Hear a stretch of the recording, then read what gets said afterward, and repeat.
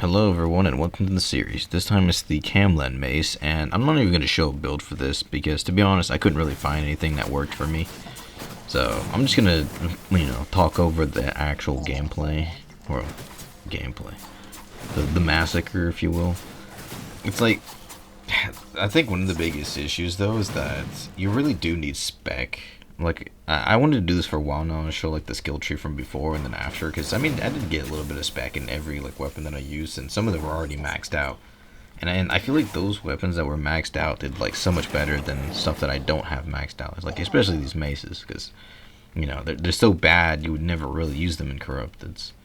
Other than maybe Oathkeeper, but using one out of the 7 really doesn't make up for it.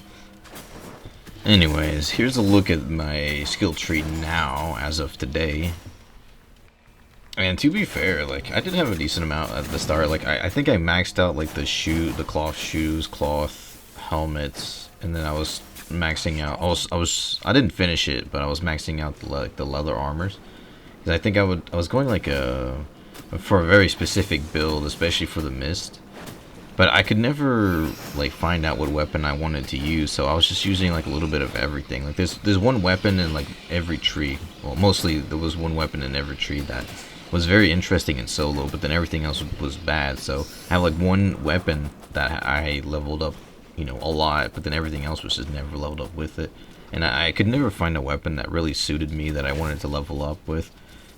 I think right now my favorite weapon's got to be the bolt casters. I just think it's insane for PvE with the roast, and PvP and 1v1s. It's really strong, and even in arenas it's really good. Like in some group content, it's really good. You just have a tank silence the healer, and you just pop your E. It's over for them. I bring it up because the spec does a lot for you in this content. Like, I see it even like with these builds that I'm playing where I have no or very little spec, is how little health I have and damage and everything else. But then you go to something you have a lot of spec in, and your item power is like above 1,000 for all your items, except for the cape. But you know what I mean. You have your item power over 1,000, and it does get nerfed in corrupted dungeons, but the fact that it's over like the usual 900 or 950, I think it makes a big difference in how much damage you do and how tanky you are and everything, pretty much. So if you ever want to do corrupteds, I would say pick a build and just play it, like a lot of it in corrupteds, and then as you're playing it more and more, you'll just get a lot of fame for it, and then it'll just spec up all by itself pretty much. I also wanted to go back and like go through all my videos and just like write down all the stats of like how often I would see certain weapons, and like the win rates between certain weapons, like what I found was like the best. Like I mean, off the top of the head, I think in the dagger tree, like the very first weapon that I used, I think it was like the dagger pair that was very interesting. Death Givers was insane. That one-handed dagger, if they knew what they were doing, like that's the main issue. Is like it's hard to tell based off like just a few fights. 10 fights I thought was a good try, with different builds, or maybe the same build 10 times to see how good it was.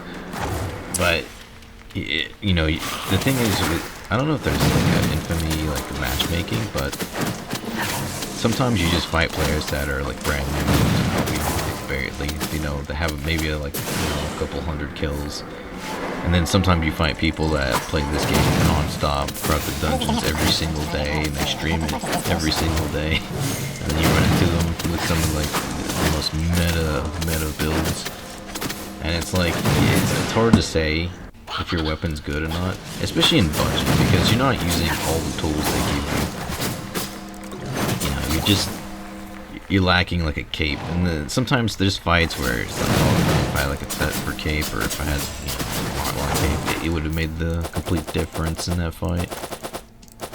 Anyways, last thought though, I'm glad the series did bring some light on some things you've never seen, like the wild nature staff, or maybe like even the Mist Piercer and the bow tree. Like, you never see them in corrupteds, but they're actually insanely strong.